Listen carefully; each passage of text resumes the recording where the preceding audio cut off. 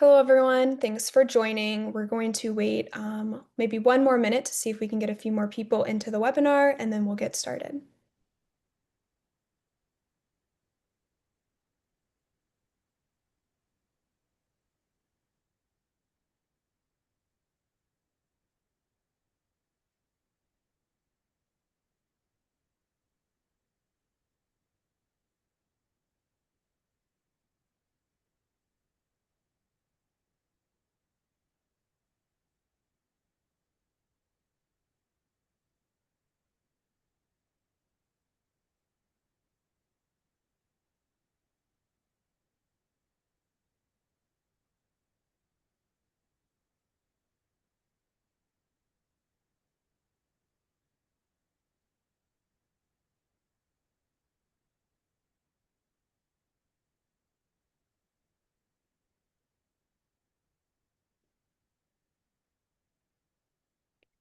All right, well, hello, everyone. My name is Kristen Lafayette.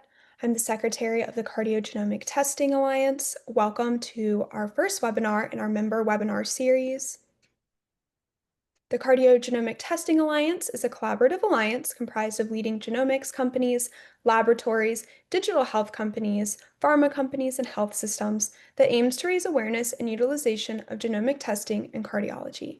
The alliance seeks to educate healthcare providers and other stakeholders about the value of such testing to assure adherence to existing guidelines, to inform medical management and cascade testing, and to improve clinical outcomes. Over the coming months, CGTA will host a series of webinars led by one of our member companies. Throughout these webinars, we will highlight risk assessment and prediction, detection and diagnosis, and treatments. Today, we'll be joined by GENinCode, one of our member companies. So at this point, I would like to hand it over to Matt Walls, who will provide introductions on their side. Wonderful. Thank you, Kristen. And thank you, everyone, for attending. My name is Matthew Walls. I'm the CEO of GENinCode PLC. I'm delighted to be with you today. I'm dialing in from London, so it's getting on in the day here, but I know that we've got friends and colleagues in the US on the East Coast as well as on the West Coast too. So today we're going to talk about polygenic risk scores, the advances that have been made across the industry and especially clinically in the past few years. And I'm pleased to welcome Dr. Jamal Rana, who's going to be leading the presentation with me. So I'll just bring that up and we can then just make a short introduction. Hopefully you can see that, Kristen. Is that coming in? Yes. You can see that. Okay. So just before we get started, let me just go back one step. I just wanted to say a little bit about Jamal. So Jamal, I've known him for the past few years. He's been a key member of the team that we work with at Kaiser Permanente, medical doctor, PhD. He is a fellow of the American College of Cardiology. He's chair of the Medical Specialties and Interventional Services at Kaiser Permanente, the medical center in Oakland, and he's adjunct investigator with the Division of Research. He's also a professor at the Department of Clinical Science, Kaiser Permanente School of Medicine. He's a long-standing research interest in preventive cardiology with over 250 publications. Area of his research interests range from cardiometabolic disease, prevention strategies in large populations, lipids and polygenic risk to cardiac imaging. He's also past president of the California American College of Cardiology. So welcome, Jamal, to the GENinCode webinar, which is co-hosted with Cardiogenomics. How are you? Well, good morning from California. So thanks for having me. I'm thrilled to be here. Very good. Well, let me just bring this presentation back that I've shown you, and now it's coming back, and then we can get started. Okay, can you see that, Jamal? Can you see that? Yes, I can. Yep. And then thank you, Matthew, for the kind introduction, and thank you for moving the slides as we go along. So I'm very thrilled to be here this morning, and thank you everyone who's dialing in across USA and even internationally. So the topic of our sort of discussion and presentation is polygenic risk scoring, specifically for coronary artery disease. And next slide, please. Okay. So we'll go over like 4 parts of the Can you go back? Swim back to first, yeah. So we'll talk about our introduction, we'll talk about polygenic risk scores, clinical validation, and then importantly, I'll talk about clinical utility of PRS because we feel that the time has come that we should all be not only knowing about it, but should be utilizing in a clinical practice. And then modulation of LDL cholesterol, PRS, which is part of the press publication that we'll share with you. Next slide, please. So we know that, traditionally, when we look at our patients and when we talk to them, we talk about their age, their sex, the diet, obesity, diabetes, smoking, cholesterol, hypertension. And these are sort of the markers that have always been used to calculate the risk for future disease. Since the time of Framingham risk score, we have AHA, ACC guidelines, risk equations, we have European risk equations. So they all include the risks that we know of, the obesity, diabetes, and the environmental risk. But we tend to forget that half the risk that we have of future heart disease is genetic. So it's a time has come that we should also be focusing more precision medicine and start including our genetic component to reach risk of future heart disease. Next slide, please.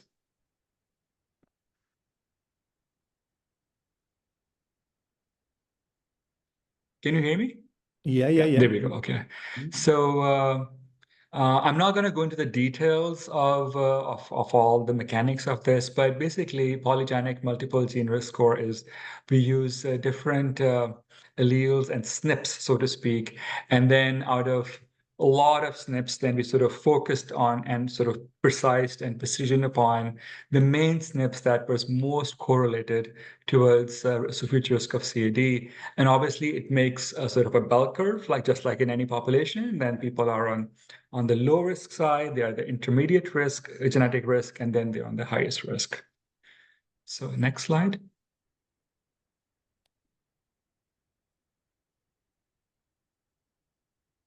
Okay, so I'm very proud to share this, and I do want to acknowledge my colleague and friend, Dr. Carlos Iribarren, who is a senior research scientist at Division of Research, who's been leading this work along with in this area, along with Matthew Walls in the company for the last 15 years.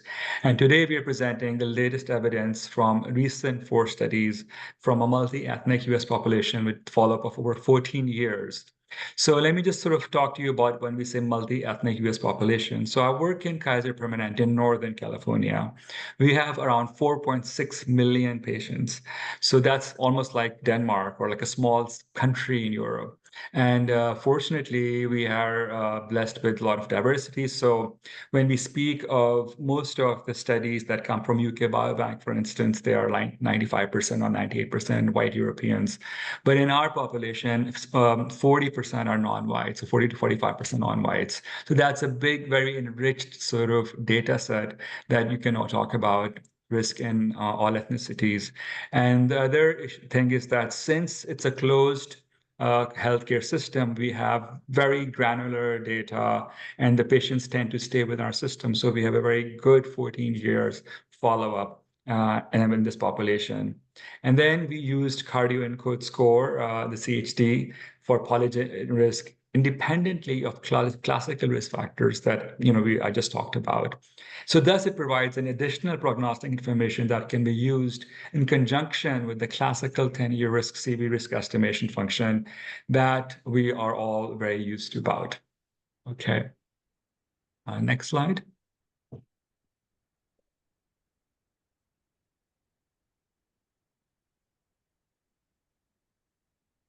So this next slide is a sort of overview of the 4 sort of main publications, which have obviously been working for many, many years, and we wanted long-term data. And now they were all published recently. So I'll go one by one for an overview of the 4 publications. Next slide, yes. Thank you. Okay. So this is one of our main publications. It's called Polygenic Risk and Incident CHD in a Large Multi-Ethnic Cohort. It was published American Journal of Preventive Cardiology. And what it showed was that the CardioEncode PRS that we used in these patients was independently associated with an increased lifetime risk of incident CHD. And PRS and incident CHD was considered in PR scoring across sexes and multi-ethnic groups. So for instance, on the right side, you could see on those curves, when you see the red line, so across, you could see the curve separating quite early, that people who were in high genetic risk score, they had the highest risk over time.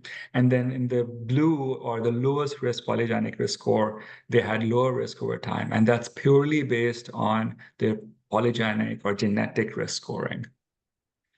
Next slide.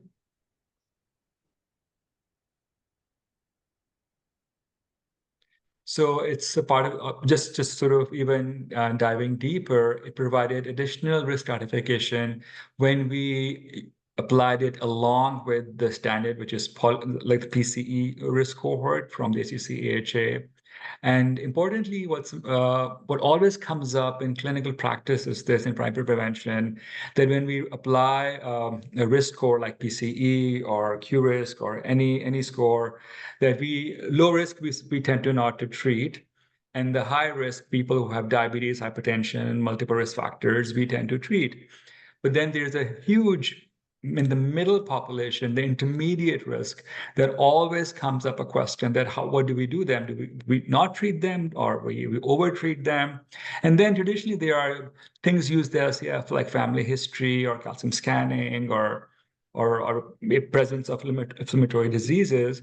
So that is the most important area of patients that you could see. And in fact, that's exactly what we showed, that incorporating cardio PS risk assessment, individuals at high risk who would benefit from statin therapy, because otherwise they would have been considered just borderline to intermediate. But if you are within those parameters, but if you do genetics and they are these red bars, then the risk actually can go up and could be as much as somebody who has traditionally high risk. So you can start treatment early on and not miss these patients and their eventual heart attacks.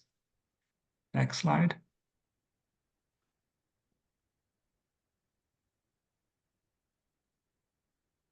So I'm switching gears now. So this is another publication that we did.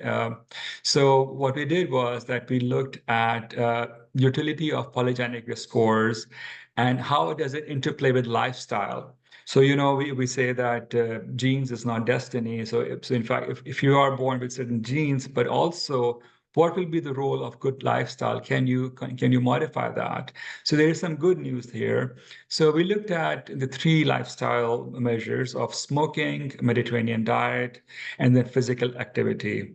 And what we showed was that by targeting lifestyle behavioral change on individuals, even with high PRS, the incidence of CHD events can be reduced by more than 50%. Now that's a really, really hopeful message.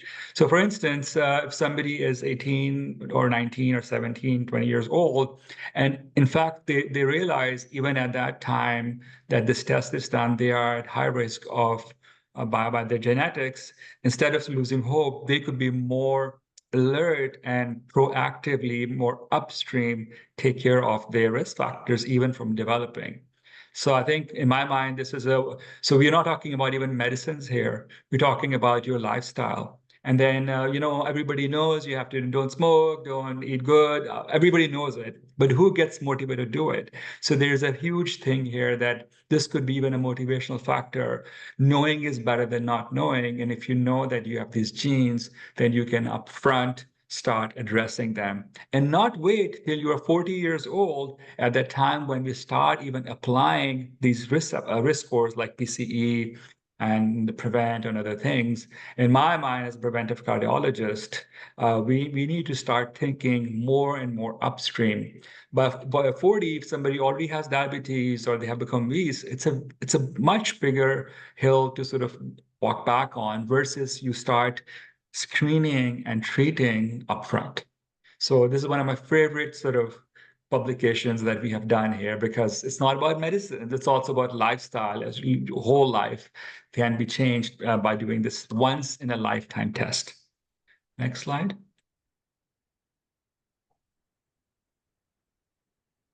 Okay, so now again, switching gears here. So this is hot off the press. This paper is just coming out in JACC Advances.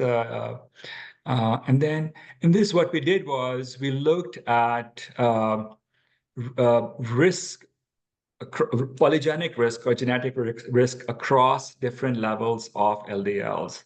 So what you're seeing here, the green bars are low polygenic risk, intermediate bars are orange, and then the red bars are high polygenic risk. So what we found is that patients with high CHD, so the red bars, even when when you look at the LDL level of less than 100, look at that the numbers that their CHD numbers were even above most of the intermediate and low risk patients when their LDL was much higher.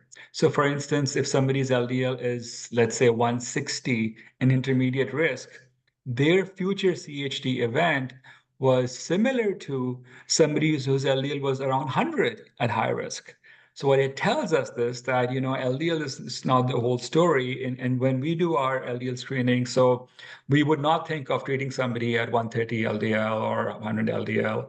The guidelines say that if you're 190 and above, you start treating. For the rest, you do all these markers. But what if you knew that you were high risk for a PRS risk? Then for upstream, I think your aim to treat should be different. You should upfront start treating them aggressively with for LDL control. And now there's a big concept now that's coming out. You know how we call smoking years, how someone has been smoking their life and how many years. We call it LDL burden years. So it's a lifelong risk. So we're not talking about 10-year risk or starting at 40. We're talking about lifelong risk. So let's say if somebody is genetically high risk and their LDLs are around 130s, 140s at age 25, we usually don't treat them. But what this is telling me that, perhaps they should be even more aggressively be treated over time, because clearly there's this modulation by even LDL levels. And then, and you could see that there's evidence it's robust, because even when you're genetically low risk, 190th LDL is bad. So no one is saying high LDL is not bad. But the point is this, that if your LDLs are lower and you're high risk, then you could be more aggressive. And that's what we're all trying to find, this holy grail, like who do we treat, how much we treat, under treating, over treating. So I think this is the time that we should be looking at it with this angle. Next slide.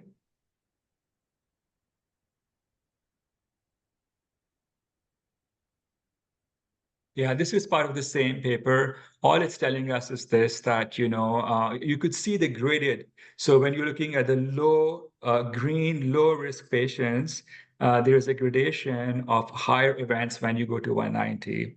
When you go to intermediate, the gradations become even more stepwise. That, of course, higher the LDLs, the more risk you have. That's a known thing. But look at the high PRS, the red lines. Their events start even at less than 100 and increasingly keep going on. And then what you're seeing is this, that if you have high PRS genetic risk and you have 190, then your risk could be almost 3.6-fold. So that, in my mind, even for primary prevention, I would want to have this patient to be, let's say, less than 55. Very, very aggressive treatment for these patients, just like we do somebody who's got cabbages or stents and then the high-risk ESFD events. So this is very exciting data. It's coming within 1 or 2 weeks in JACC Advances. So please look out for it. Yeah. Next slide.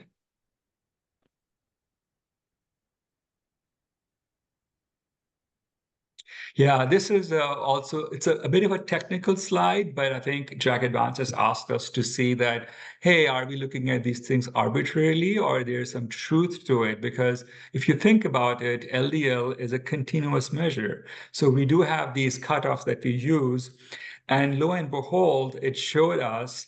So basically, the red line you're seeing are the patients who have high polygenic risk.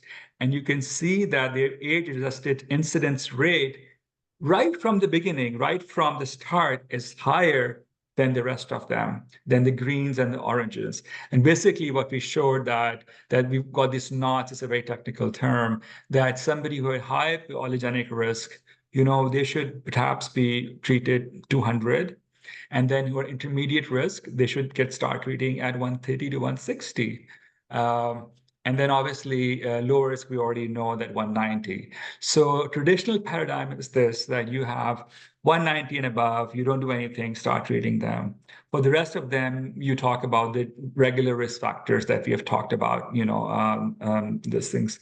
But I think this is even more better tool, because if you think about applying regular risk factors such as smoking, hypertension, diabetes, those things can go up and down. Your blood pressure could be any given day a bit lower, or diabetes could be forthcoming. But genetic risk is immutable. So once you know that you have high genetic risk, then I think that's a much better differentiator of which targets you can potentially be going for. So we are very excited about these findings. And as I said, these are long-term real-world data. So that's a huge strength of the work we've been doing for the last 15 years. Next slide, please.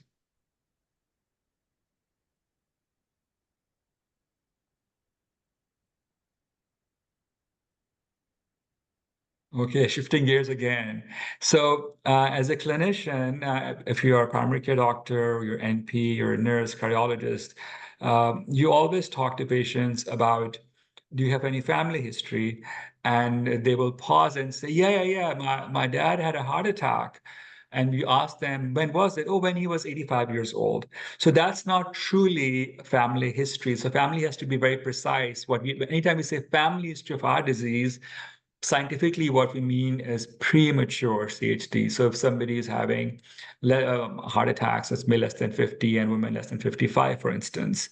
But notoriously, this is very, very not accurate. And that's exactly why family history has never been actually included in the PCE cohort or all the sort of risk engines.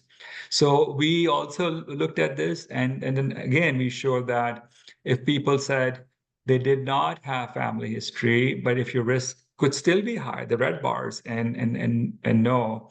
And then obviously when they say, yes, we do have family history, but even within those, if they could not be accurate, this could be more precise measure that, hey, there's a gradation, even people who say we have a yes family history, but they could be very high risk, intermediate, and low. So this could be even further sort of refining their risk. And then the joint effect of family history and higher RPS was hazard ratio was 2.3, so which is quite a lot. And so I think what we're telling them is that relying solely on self-reported family history is insufficient. And this could be one of those sort of niche patients, like if you want to think about, hey, where do we even start testing this thing? So as I said previously, the intermediate risk patients per calculations, and the other patients I would really want to do testing would be patients who say, we have a suspicion of family history. Okay, next slide.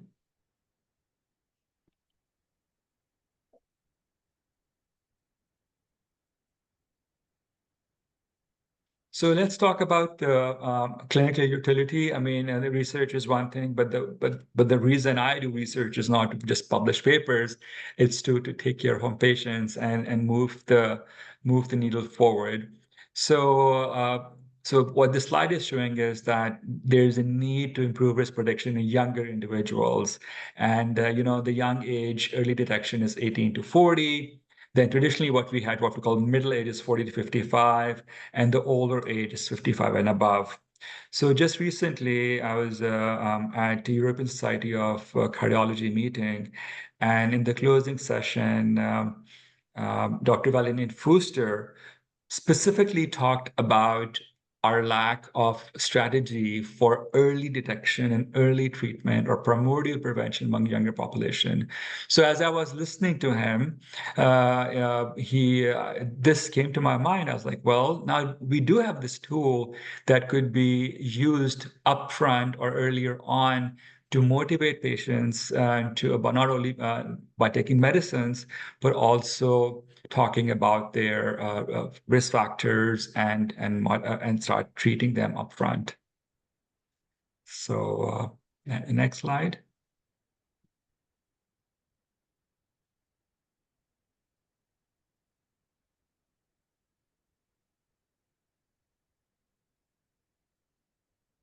Yeah, so this is a complicated slide, but I think what we're trying to tell is this, that, now, because when we were doing prediction through those calculators based on risk factors, general risk factors, and I was just on call last whole week. I mean, I saw these younger patients coming with heart attacks. So if I put a risk calculator on them, they're 39 years old. First, I can't even do that.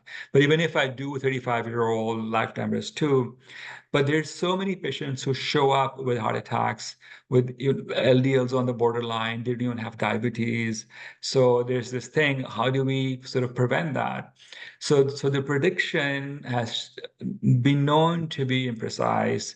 Different risk calculators do different results. So I think by adding this layer of genetic testing can close the gap between prediction and action and thus prevention. So I think that's one of the main ideas from here. Next slide.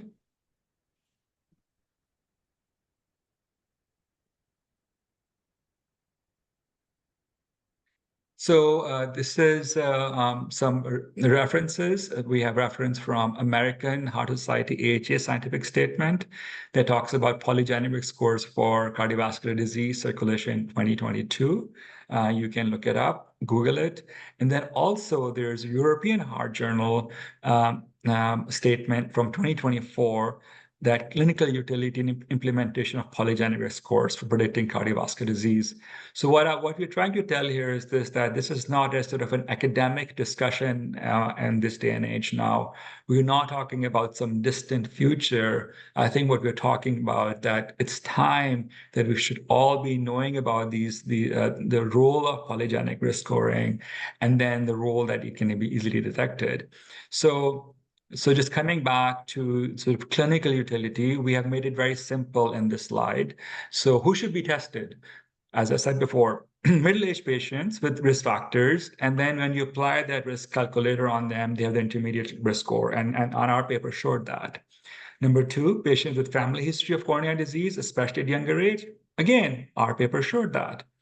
Number three, patients with borderline. Now, this has also been told by the scientific statement from AHN European Heart Journal, and our papers that I went over actually are proving that. So I'm just so thrilled that, for instance, borderline, but then if the genetic risk is high, you treat them. And then finally, there are always patients or younger healthy patients who are very concerned about their future risks. So I'll give an example. Like if somebody gets this thinks of, oh, but this is another test. But if you think about it in practice, if somebody has a little bit of valve disease and they get an echocardiogram for hundreds of dollars, and then we say, okay, you got some MR or AS or stenosis every 2 years or every 4 years, we repeat testing. You can imagine how many patients get nuclear stress testing over their lifetime once there's suspicion of these things. So I think this is a test which is once in a lifetime, and could be a motivating factor. Everybody knows what's good and bad, but how do you motivate patients? And so I think this could be a huge, if properly communicated, it can even reassure people, and also can give hope that no, if you do things rightly, it can be prevented. So next slide.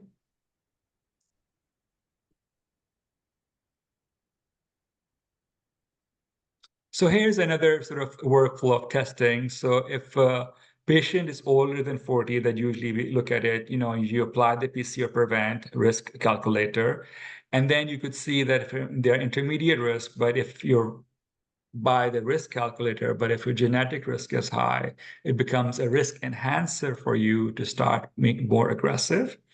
And if you are less than 40-year-old, you can measure the LDL-C, as we did, and then you calculate their polygenic risk score. And based on where you are on the polygenic risk score, you could have sort of thresholds where you could aim for the LDL goals. Next slide.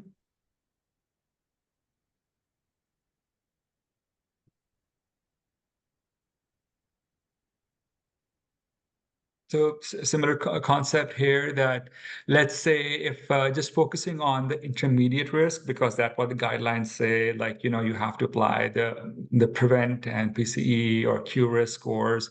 So let's say you are, as a clinician, get the borderline intermediate patient tested. So if based on borderline testing and the genetic PRS is low risk, then you just maintain, emphasize, keep doing what you're doing. And then based on the genetic risk in the intermediate group, if you're then you say consider additional risk enhancers and share decision making you could be even more aggressive if you like to. But then if you're intermediate risk by the calculators, but you have high polygenic risk score, then I think it's time to act. You should be starting the medicines. You should be aiming for lower LDL goals. You should be controlling their other things, such as their blood pressure and the prediabetes and diabetes. So I think this is a really important clinical utility takeaway here. Next slide, please.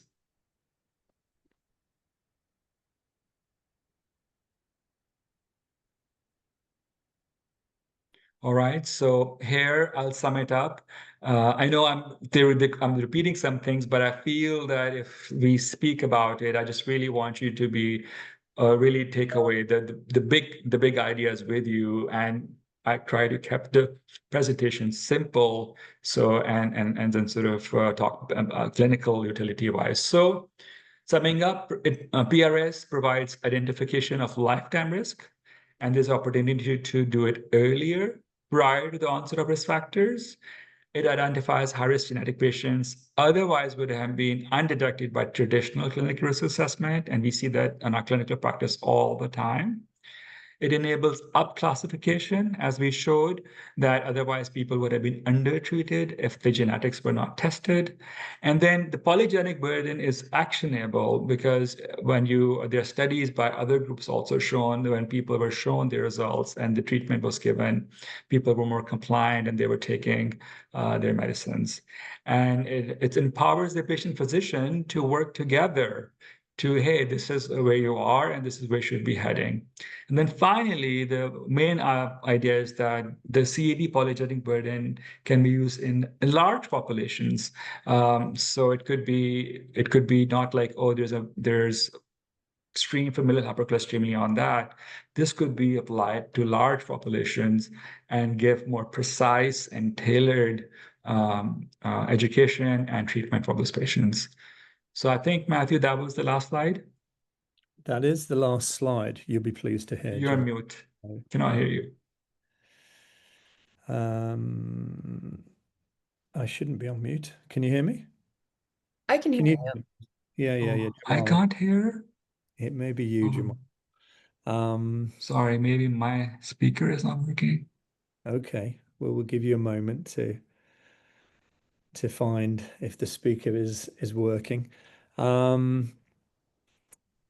I mean it's Yes. can you hear Good. can you Yeah, hear us I now? can hear you. Okay, wonderful. Well, thank you, Jamal. Thanks for going through that really interesting chronology of what's happening in terms of the evidence base clinically that's growing.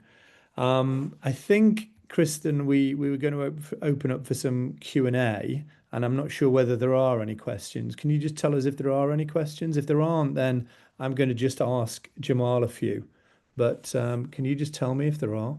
I don't see any questions right now, but if anyone wants to type their question in the Q&A feature at the bottom of the Zoom, then we can answer them live.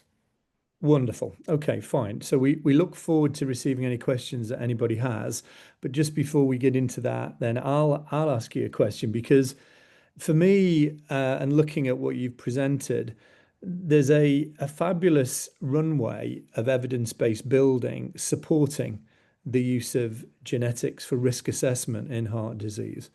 And if you look at our fellows in oncology, they've embraced genetics as part of the way in which they've tackled cancer in the past 20 years. So why do you think, given that we've now got, and certainly what you've presented is a weight of evidence in support for genetics use in risk assessment for heart disease, why do you think it's not part of the guidelines? Yeah, I mean that's a very big question, but it's a very important question. I feel the analogy I would like to give is, as I mentioned that I've been, in prevention field for more than 20 years. There's a test called coronary artery calcium scanning, which we start using later in life at 40 and above.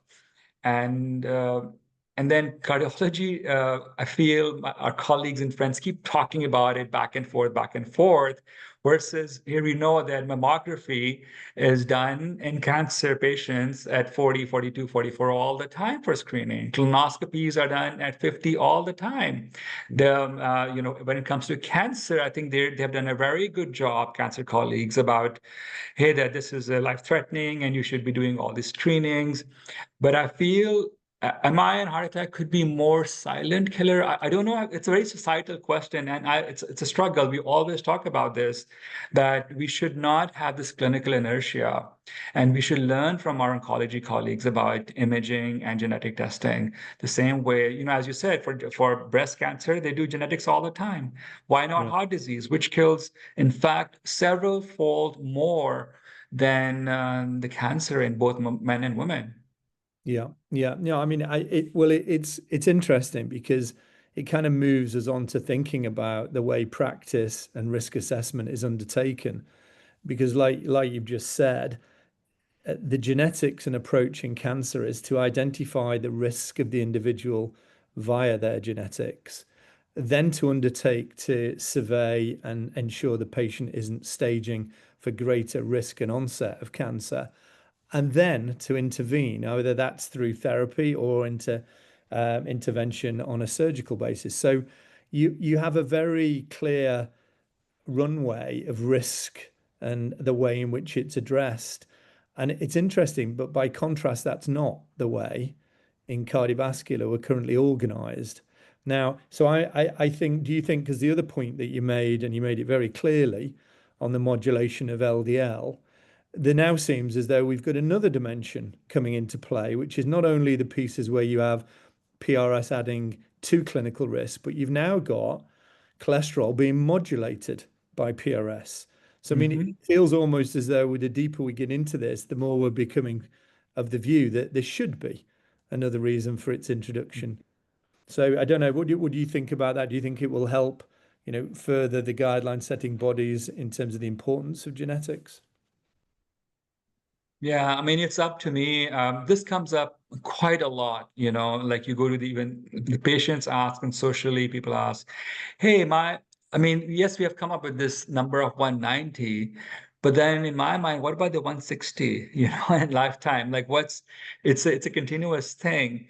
So then people say, no, if you start treating the patients at 140 and 150, that could be over treatment. You don't want to start treating them when they are younger, long-term statins. So all those things were actually all valid points, and we were struggling with these things that, hey, do I want to sit with 140 LDL since in my 20s, or 150? But this test can actually tell you, look, okay, look, you're low genetic risk, 140, you're fine, you keep going. But God forbid you're high risk, then you need to be more modulated, and not sort of wait till people are 40 years old and then start thinking about what your LDL should be, goal should be. Yeah, yeah, no, I agree with you. I mean, the LDL burden years that you mentioned is such an important uh, thought process that we need to start to get that messaging across. Okay, so there are some questions coming in now, so let maybe have a look at trying to answer some of these. That first one's really good. I don't know whether somebody's been paid to ask that one, but yeah, are there any commercial PRSs available? I'm pleased to say CardioEncode Score, which is what Jamal has mentioned in detail here, is available as a product commercially. All of the data that Jamal has presented is based on CardioEncode Score. So that just to support that. But there are also other polygenic risk assessment products that GENinCode operate, and LipidEncode being another one that's worth looking at for that question. Is there any additional benefit? Matthew, I Yes. think Matthew, maybe you could sort of tell more that's available, but like for instance, like based on this talk, if there's a clinician who really wants to apply this, could you speak more to that, like guide them more, like how they could do that Yeah, of in their course, of practice? course. I mean, I often think that it's a little bit embarrassing. We try not to, push these things too much, but GENinCode is a commercial company that's been in polygenics for over 17 years, just by way of background. We've built our clinical data, our evidence base, our algorithms, and all our systems that operate in the US, UK, and Europe on the back of clinical evidence that supports the products in the market.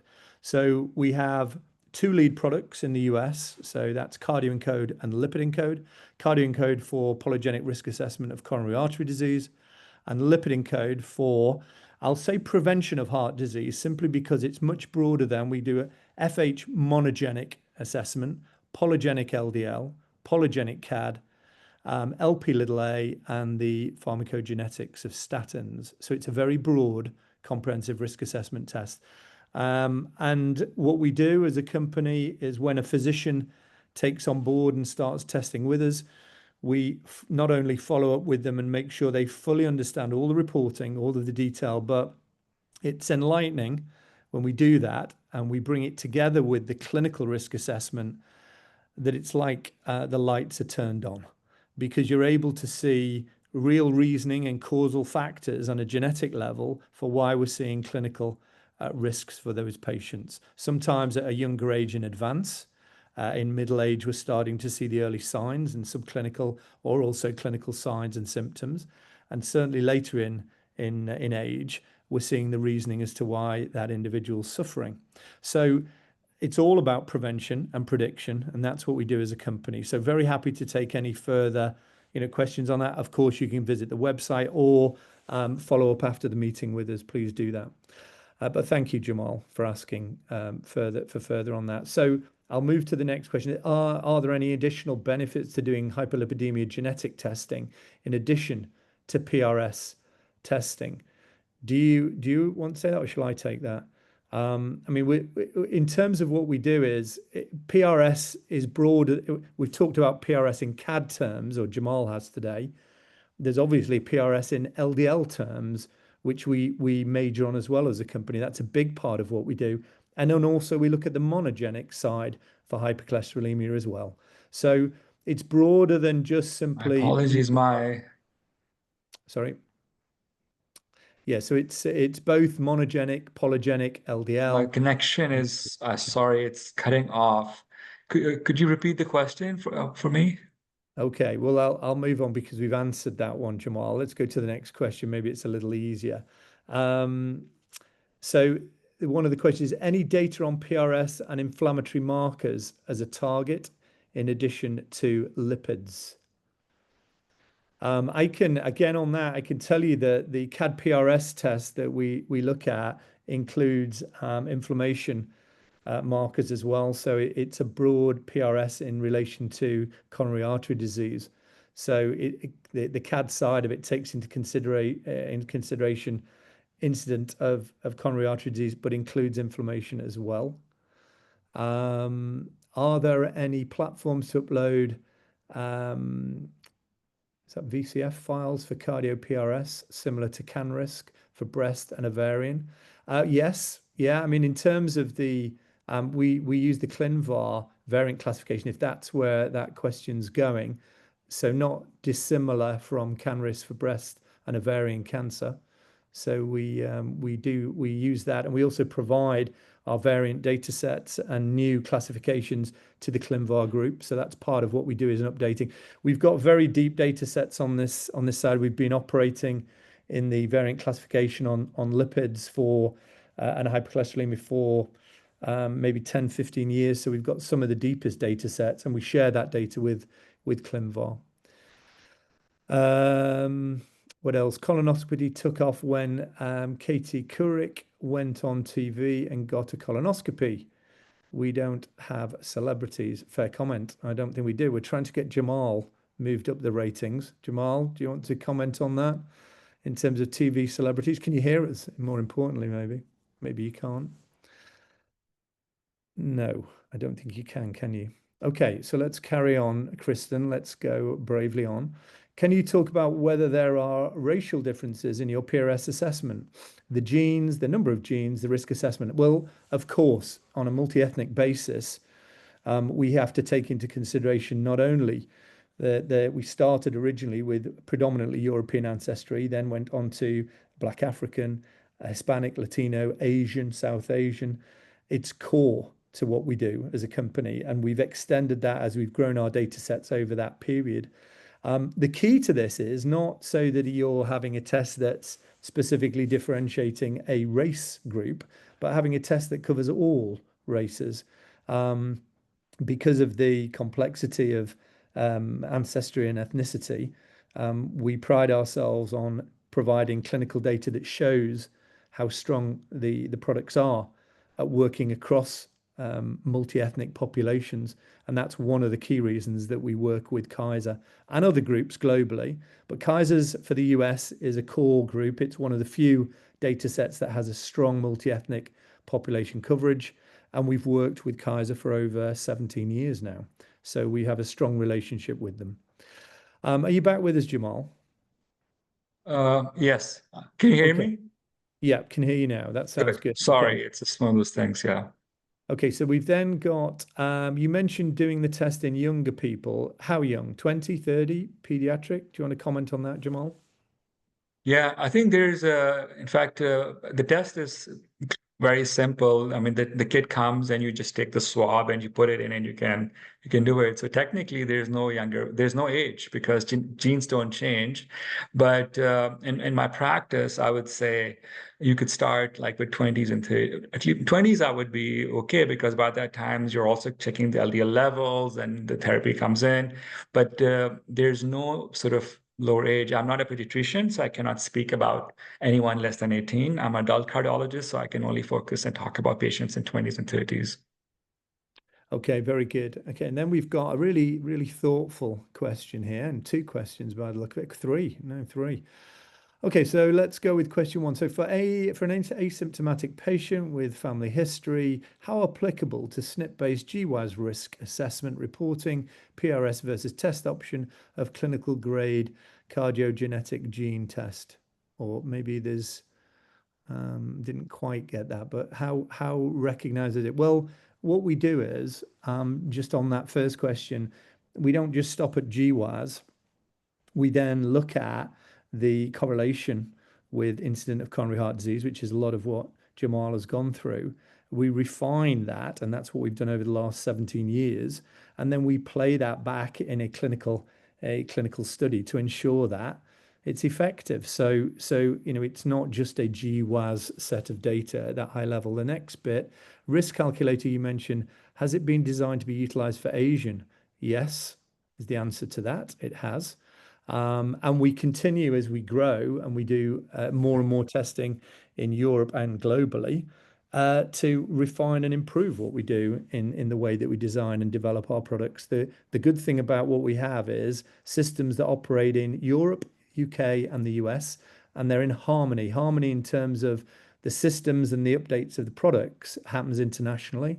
So we're not working in one market with one group of race and ancestry. It's across and internationally, and that's growing more and more the bigger we grow as a group. What are the references databases currently used in PRS versus clinical grade testing references databases?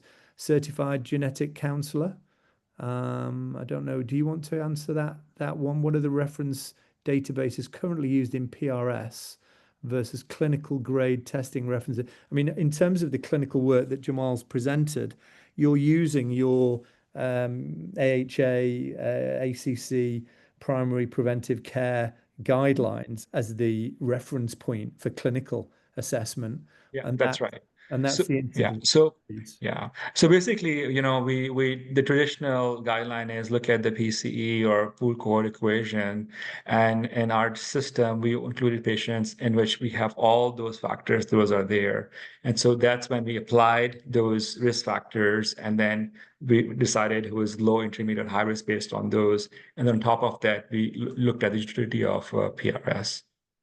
Very good. Okay, next one. So great presentation. Thanks. I'm Dr. Mariana Gushoff from Buenos Aires. Thank you for dialing in. So how much is it? Well, we are working on the basis of producing the testing at a lower and lower price. At the moment in the US for a CardioEncode test, it's about $250 to $300, bearing in mind that's once in a lifetime as a test, and it's so important that it goes onto the patient medical record. And it's a little bit higher than that for the lipid encode test, which is a much broader sequence-based test. So again, about 350, 450 on a self-pay, and then insurance depending on if it's covered through FH. So that gives you a rough idea. I can tell you though, as the volume and the size of what we do grows, then we expect to bring those prices down over time. Is there any value to fractionation of LDL anymore? Small, dense LDL. Well, yeah, there is. I mean, obviously, what we're looking at here, and Jamal mentioned it, is precision medicine. So the more precise we can be and identify the genetics of the individual that's the causal factor for the clinical symptoms they're suffering with, the more targeted we can be with those therapies. So precision medicine wise is why we go into more and more fractionation, as you called it. Yeah, but I would just add to this. I think the question is like, are we using clinically fractionated LDL, like low dense and high dense? I think the studies again and again have shown the things that I look at, just basically the LDL goals. LP little a is of course coming up a very strong marker. So LP little a is there when you test. So I test for general lipid levels like LDL, non-HDL. And then ApoB tracks very closely to the non-HDL. So LP little a is something that I do test. And then coronary calcium scanning in older patients. And I think now PRS for these patients with family history and those who are younger age, because other things you don't even start looking at unless they're in 40s. Okay. If we find out that a person has a high risk basis genetic testing, what is the solution? If it's the same as that if post angiography, then why would anyone go for it? I mean, we're talking about preventing, so we're trying to get ahead of those symptoms. So it's all about earlier treatment to reduce that risk over the lifetime of the patient. So that's why they would go for it. All around prevention. Did you want to add anything to that, Jamal? Yeah, as I mentioned, the papers we talked about were primary prevention. So somebody who already had a cabbage or stent placed, we know they are getting treatment. But I think the crux of it is that that we need to be upstream. So these are testing done upstream for primary prevention at this stage. Yeah. And then I think see Ahmet Fouad, he's absolutely right. To tackle increasing CVD mortality, we need to see change in cardiovascular risk assessment. I fully agree with that. 12 to 24-hour FH testing at child, month rather, FH testing at childhood vaccine. Yep. Age 25 lipid profile, PRS CAD, or IRT, where PRS supplements Q risk 3-4 score. Yep. Q risk lifetime, LP little a, and polygenic hypercholesterolemia detection. Yeah, I think I would agree with that. Would you, Jamal? Yeah. Yeah. Okay, coming to the end, I think, Kristen. Most of the cardiologists are so happy and busy with their current practice and not ready to change or send patients for genetic testing. How to manage this question? Well, maybe, hopefully, if we manage to get in earlier and prevent a little bit more, we'll be leading with a slightly, hopefully, I think what they're trying to say is this, that, we're all so busy. And then as a clinician, this genetics really get, oh my God, how I'm going to explain to this. So full disclosure, I actually tested on myself because I wanted to see how the report looks. And I mean, I'm not getting paid to give this talk. I'm just sharing as a clinician and a researcher that the way they have done the reporting is very self-explanatory. They are really nice graphs. It has its figures, and it just clearly tells you, and anybody can read and understand that what this testing means. And basically, you're not going into some complicated genetic rare diseases. That's the other point. This is polygenic. We're not looking into some rare disease disorder that somebody's going to be, oh my God, I have like this rare disease and I have to go to a geneticist. The testing is, this is a sort of polygenic thing. And just by when we do like a calcium score, high score, low score, no, zero, we do intermediate risk factors, same concept, high, low, and so try not to be bogged down, because I had the same exact question. I was like, oh my God, I'm going to explain to the patient's going to lose their sleep. So yes, so good communication.